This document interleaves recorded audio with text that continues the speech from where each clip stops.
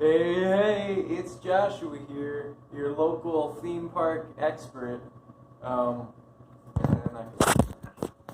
anyway, top 10 attractions at Hollywood Studios. Let's dive right in, because I know I usually take it right to the wire with this. This is my third attempt making this video. The first one got deleted somehow, and the second one just would not upload.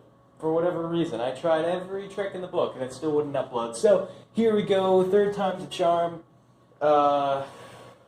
Yeah, Mickey's going to be with us the whole time. Here we go. Alright, so top 10 attractions, Hollywood Studios. Hollywood Studios, to me, it's a really cool park.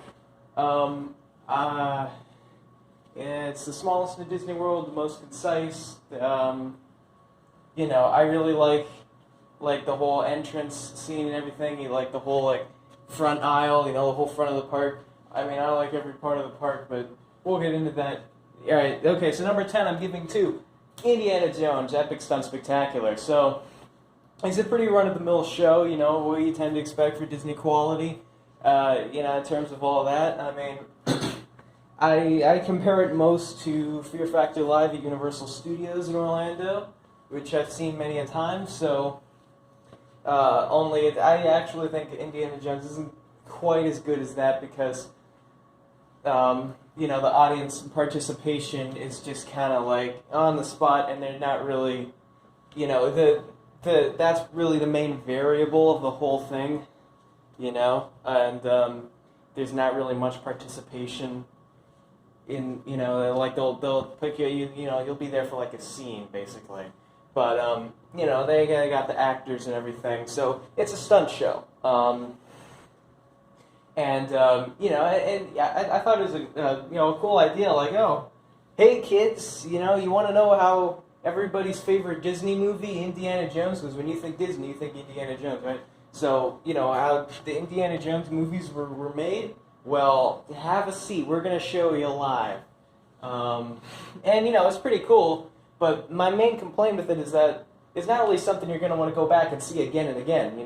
Multiple times. Because you see it once, it's okay, I saw that now. And you go back a second time, it's going to be the exact same thing.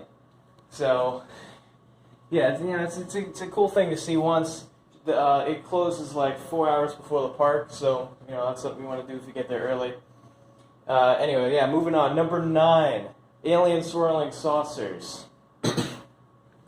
So, for what it is, it's pretty cool. I got some complaints with this ride, namely that blasted queue.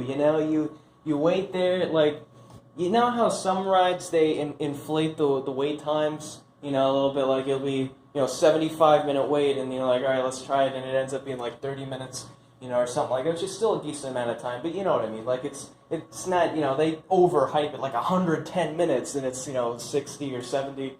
Well, this one, they don't do that at all. If anything, they underestimate it.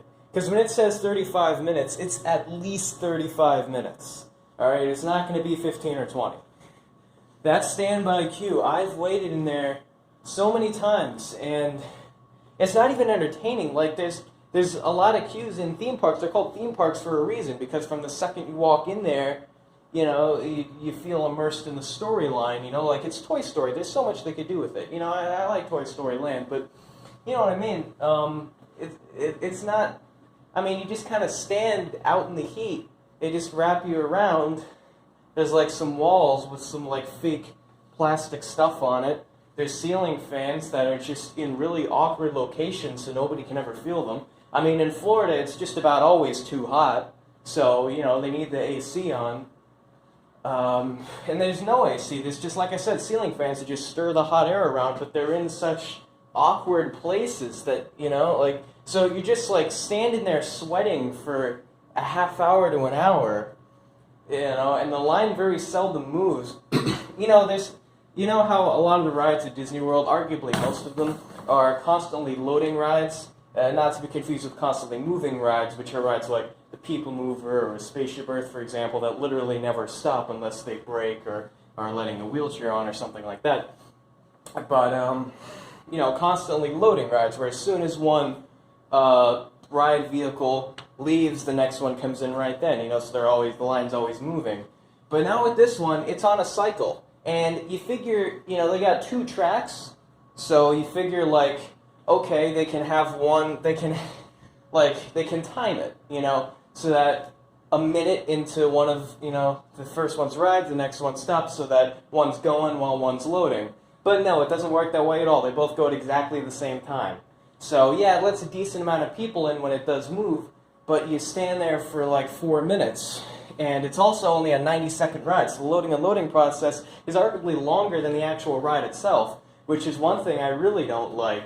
That's my main complaint with Astro Orbiter, but that's a different park. We'll get to that in its own episode. But,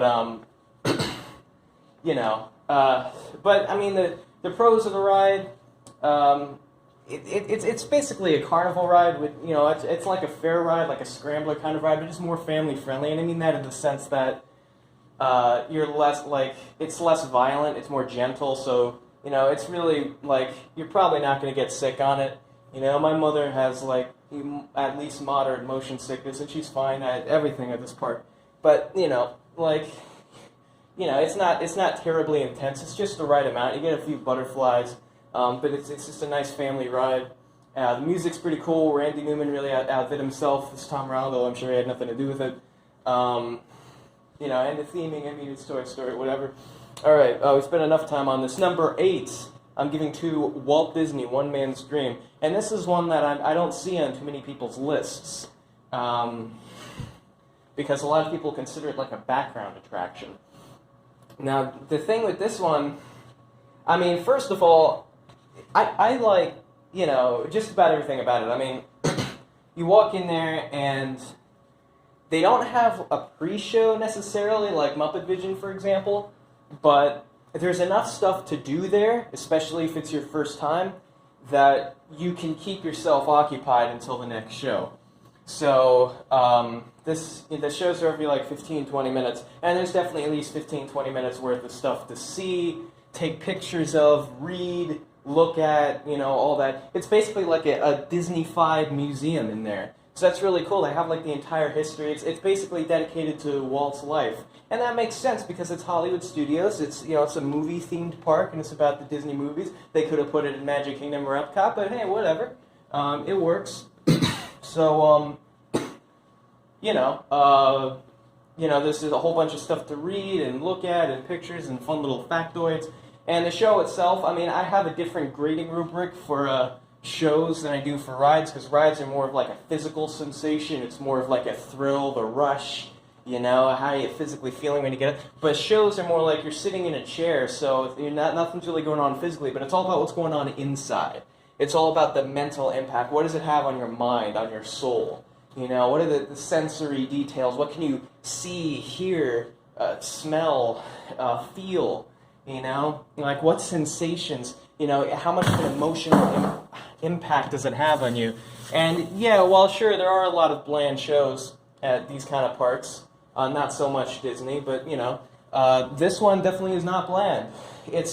And I know sometimes when they try to pull that kind of stuff off with like a documentary or like worshiping the founder of the whatever, it's like it can come across as pretentious or cheesy or not quality content, but this is not at all. It's actually quite entertaining. I've seen it many a time, and I pick up on something new each time. So it's pretty cool.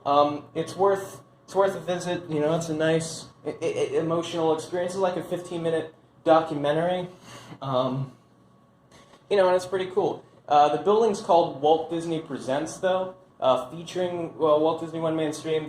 Most of the time they advertise like see the first 10 minutes of the new Disney movie or whatever, which I haven't done that yet, and I probably won't, but, it's home to that show, so check it out. We're running kind of behind schedule here. All right, number 7, Slinky Dog Dash. And I know a lot of you probably already clicked dislike, unsubscribe, and are in the process of typing your all caps comments, but, as to why it's not number 1 or at least number 2 or 3, or at least, it didn't make the top 5. And it's not because I didn't like it. There's this common misconception that only the number 1 thing on top 10 lists, or only the top 3 or top 5 are the ones that really matter. And like the number 10, for example, sucks. Indiana Jones: Epic Stunt Spectacular doesn't suck. It's an average show. if it wasn't good, it wouldn't make the list, because this is a best of list, and I don't want to spoil for you what's not going to be on the list, but if it's not on the list, it means it's not good. It doesn't mean it's bad, it just means it's either okay. More often than not they are bad, but I'm getting ahead of myself here. Slinky Dog Dash is a good ride, don't get me wrong. It's good though, it's not great or fantastic. I mean, I respect what it does, but let's not kid ourselves, let's not get ahead of ourselves here. It's not an epic roller coaster experience, it's not the next rock and roller coaster, it's Space Mountain here. It's a family coaster, It's a family coaster, so for what it is, I mean, it's a pretty darn good family coaster, I'll give it that. It's way better than anything you'd find at like a fair or something like that. It's even got a little launch going. I'm not sure how fast it goes, but if I had to guess, it's probably 15 to 20 miles per hour, which is decent. Maybe even 25, I don't know. But, and it's somewhat tall, you get good views of the park. It's outdoor, it's Hollywood Studios' only outdoor attraction as of July 2019. So that's something. I mean, it's the longest wait in the park, which would, indicate, like, that's the best. Like, oh, the things with the longest wait are the best attractions. Well, I mean, I think that's just because it's new, but 5 years from now, I still think it'll have a pretty long wait, because it's a ride for everyone. The Rock and Roller Coaster or the Tower of Terror is not a ride for everyone. That's a ride for thrill seekers, and those are going to have long lines, because a lot of people that go to parks are thrill seekers. But, it's a ride for everyone, I enjoy it. Everyone that I've been with who's gone on it has enjoyed it. It's just a fun ride for everyone. It's not a standout experience, but it's a good, agreeable, enjoyable thing, and I go on it every time I go to that park. So, there you go. I'm sure I had something else to say about it, but we're running behind schedule. We're already 12 minutes in. Okay, so, number 6, I'm going to give to Muppet Vision 3D. Again, another one that doesn't make a lot of people's lists. It's pretty obscure. But I'm right on the border between liking and loving this show. It's really cool. I mean, first of all, the pre-show, they got a pre-show in this one, and it's, I'd say, almost as good as the actual show as far as, like, the humor in it lands, and, like, they got all the characters, and again, it's not a cash grab. It's not just done in a cheesy way, like, oh yeah, as long as we have this character come out and say their catchphrase or whatever, the kids will be happy and, leave smiling. Like, they don't think like that. It's, like, they actually put time and effort into getting a quality show. I've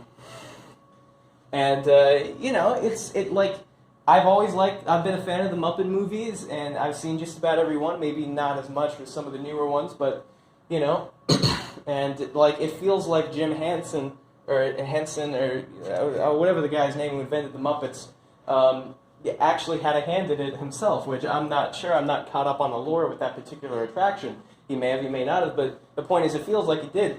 And you go in the show, and I don't want to spoil it for you, but it's 3D, which can work. Now, don't get me wrong, I'm not typically a fan of 3D rides. 3D shows I have nothing against, because you're sitting in a chair, you want it to be as immersive as possible, and 3D is immersive, especially when it's done well.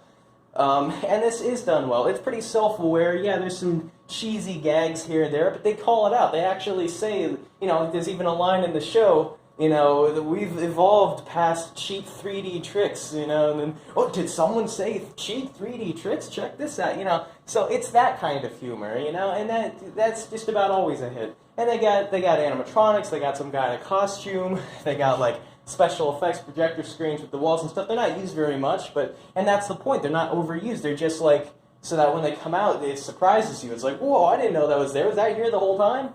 But it's a nice, decent length. It's like 15 minutes. You get all the characters. It's nice and satisfied. You leave there with a smile on your face, like, oh, that was a pretty good show. I like that. So, yeah, that's why it gets the number 6 spot. All right, into the top 5 now. We're getting serious. So number 5, this one may really surprise y'all. I'm going with Star Tours The Adventures Continue. And this may surprise you for a number of reasons. First of all, I'm not even really a Star Wars fan. And again, that might be another thing that causes you to dislike, unsubscribe, etc. But it's only because I'm not too familiar with the movies. I'm not one of those people that, like, will watch 10 minutes of something and then claim like, oh yeah, I love this thing, or like watch one episode of a TV show and be like, oh, this is my new favorite show. You know, I'm not like that. So I'm not going to claim to know what I'm talking about when I talk about Star Wars, because I've seen maybe like the first half of the original first movie back in like 1977 or whenever that was. And that's it. That's my whole knowledge of. I saw what was it, The Force Awakens in theaters, and you know, having not seen really any of the other movies, I was kind of confused, but you know, I was still able to kind of, you know, just judge it by like a standalone movie. But yeah, I'm not a fan of those things. Like when I get roped into like, oh, let's go to the movie theaters. What are we seeing? We're seeing whatever 4, you know, or number 2. It's like a sequel to something. It's like, man, I feel like a jerk now. But I'm getting ahead of myself. So I'm not really a fan of the Star Wars universe because I'm not too familiar with it. I'm sure if I was, I'd be a Turbo fan, whatever. But the point is, you don't need to be for this ride. I'm living proof of that. It's a cool ride, and again, it's a 3D simulator trackless ride, and you know, but like it's different. I mean, this is the Hollywood Studios' only ride like that. You know, every park's allowed one. You're allowed one 3D simulator ride, but make it good. Universal Studios has run out. They, you know, Despicable Me and Transformers and The Mummy and, well, no, not, what am I talking about? The Harry Potter ride. Fast and Furious, The Simpsons, Jimmy Fallon. And I know some of those, like Transformers and Harry Potter, for example, actually have tracks. So those are better. But you got rides like Despicable Me, Jimmy Fallon, The Simpsons, which are all basically the same exact thing, just with different themes and different animation. And it's the same ride every time. They're not different. Star Tours is different every time.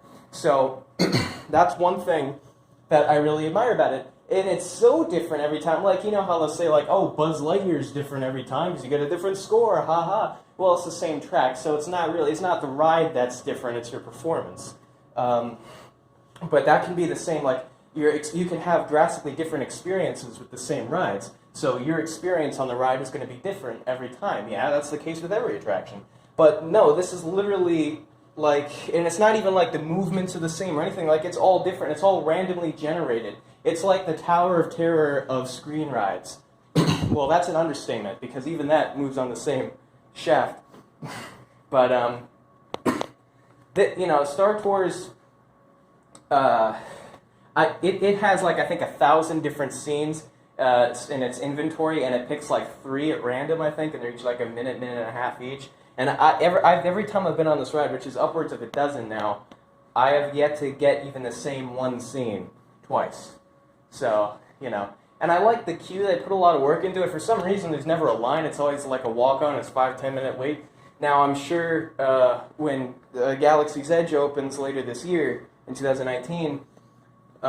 It'll probably bring more business over that way because it'll get people over to that area of the park because there's not really much going on in that area of the park except for Muppets and another thing that I'm going to talk about in a little bit. But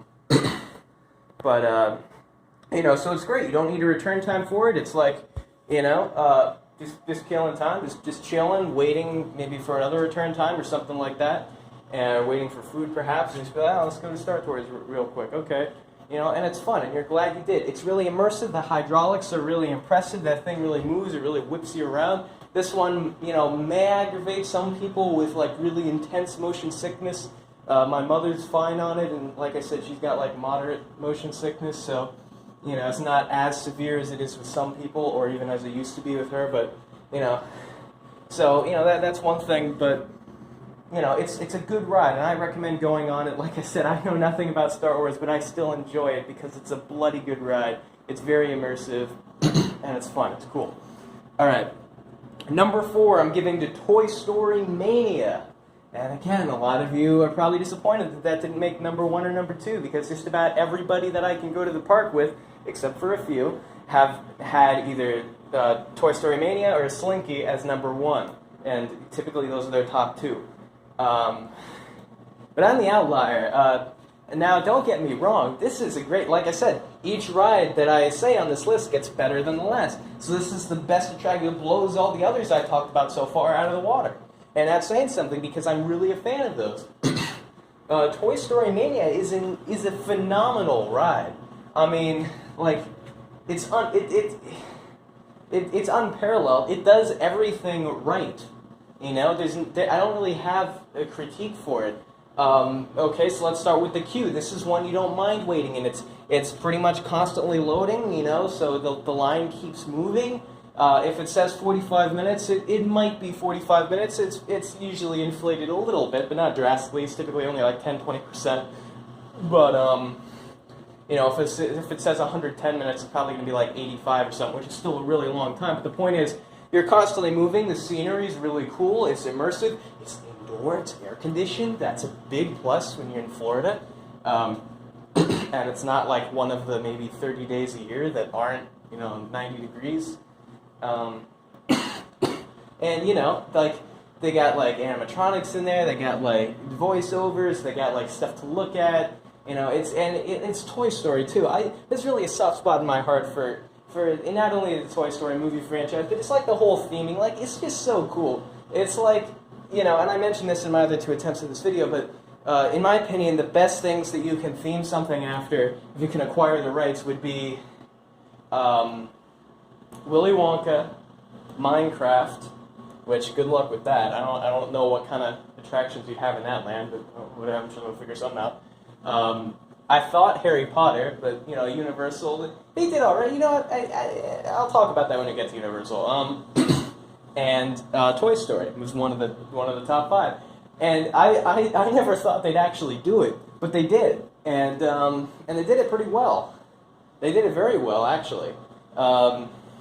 It has a charm to it. But Toy Story Mania, in my opinion, is the pinnacle. It's like the hallmark attraction of that land. And a lot of people think it's Slinky, you know, and yeah, it's got the longest wait, but that's new. That's like it's an addition to the ride, an accessory. Toy Story Mania is the OG ride of Toy Story. It was before there was a Toy Story Land, long before there was an idea of a Toy Story Land. It was just there in Pixar Palace, which is now The Incredibles or whatever, which I know, whatever, but it's a great ride. I didn't talk about the ride itself yet. Okay, so it's a 3D ride, but it's, you know, and yeah, there's screens, but again, it's a point ride. Okay, so it's kind of like Buzz Lightyear, but just way better. It's way more immersive. It's really competitive. It's fun. You know, I lose myself in it every time. Just everything else that's on my mind, I forget about it. And probably one of the main reasons, admittedly, why I like it so much is because, you know, I usually get best in vehicle, and, you know, everyone's jealous of how good I am at that game. And that may be why I don't like, you know, maybe Buzz Lightyear as much as something like that, because I, you know, frankly suck at it. But, you know, it's a good ride. Even if I lost, I think I'd still like this one. It's by far the best point ride I've ever been on. It's really immersive. Stuff flies off the screen and at you. Not literally, of course, that'd be a lawsuit, but it, you know, feels like it. It's a nice, lengthy 6.5 minutes, which now that I think about it, is the exact same length as Buzz Lightyear and Men in Black. So, okay, I guess that's just a trope now. But, you know, all your Toy Story pals are there. It's got a little bit of a thrill, not much, though. It's very far from a thrill ride. But it's not going to make anyone dizzy. It's not going to make anyone throw up. It's a nice general ride. You could go on it right after eating, or with motion sickness. You'll be fine. But it's just a nice, fun ride. It's got a healthy dose of competition. The theming is immaculate. It's just so fun. So, yeah. All right. We're getting into a bit of a time crunch here, because I got a lot to say about these top 3. All right, so numbers 2 and 3, let's see. Both of my first 2 videos, I reversed the order of 2 and 3, so I'm trying to figure out which one I'm going to go do, because they're basically tied. They're very different. They're very different experiences, but they're both like equally good. But again, I don't believe in ties in this whole thing. I think that'd be a cheap move. So I'm gonna have to pick. Let's see.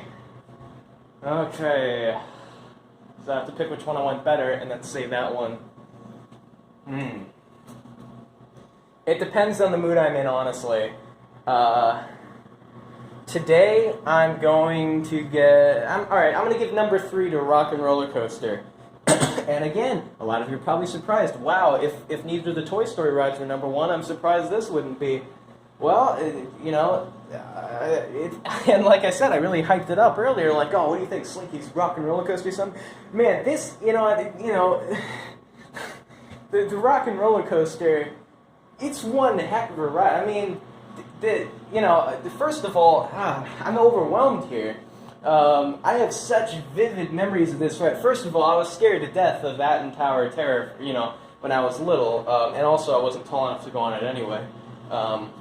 But pretty much ever since I've been tall enough to go on the ride, maybe a little after, till I, really conquered my fears. Because again, it's an indoor ride too, so it's in the dark and everything. It's scary and all that. And if you don't sit in the front, you can't really see the track.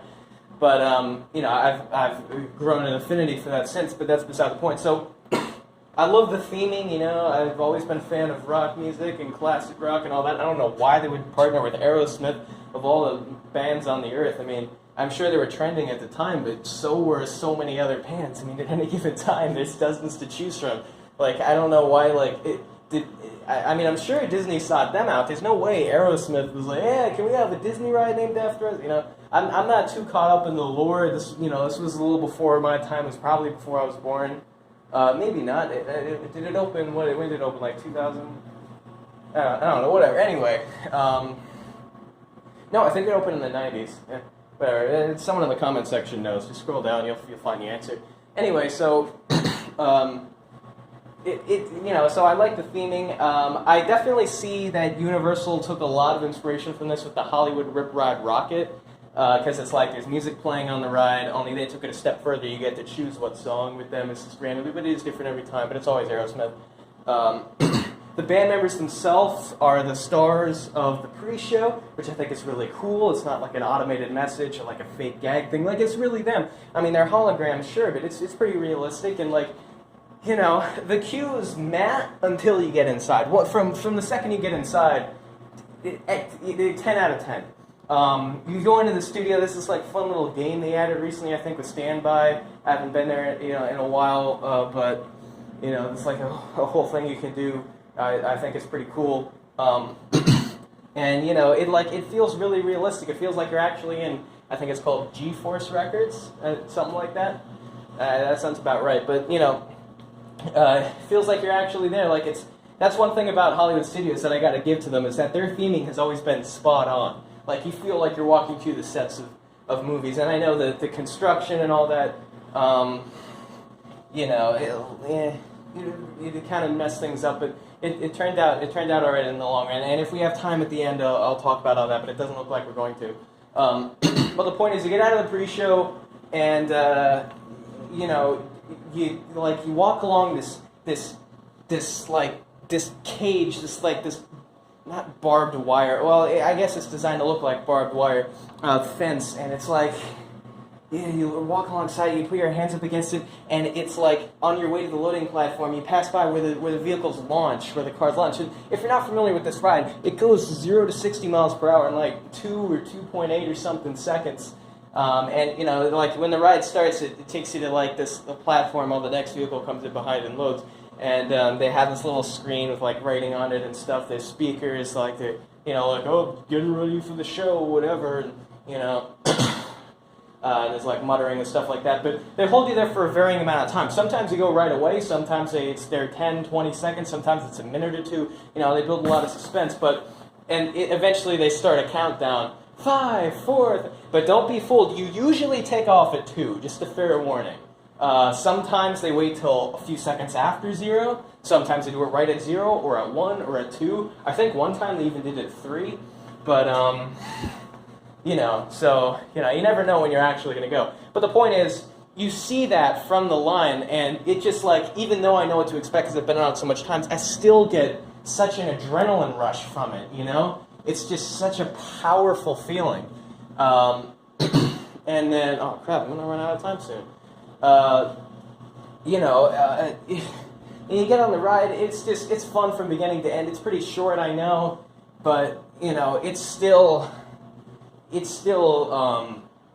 really good experience. I mean, for what it is, it's there's 2 inversions on it. I believe it's the only ride now in all of Disney World that goes upside down as of July 2019. since they got rid of Sum of All Thrills, which not many people remember apparently. You know, correct me if I'm wrong, but I think it is. Everest does not go upside down, right? I refuse to hear that. But, so yeah, Rock and Roller Coaster, you know, it's just really fun beginning to end. It's an exhilarating experience. It wakes you right up, and it's really got a place in my heart. All right, so this is going to cut out really soon. So I really hate to do this, but I guess my top 2 picks and subsequently by honorable mentions and such will have to be a separate video, because the last time I tried to merge these when I went over time, it was giving me trouble. So sorry to have to do this to you. Hopefully your auto plays on and it'll give it to you. But all right, so I'm gonna do that now.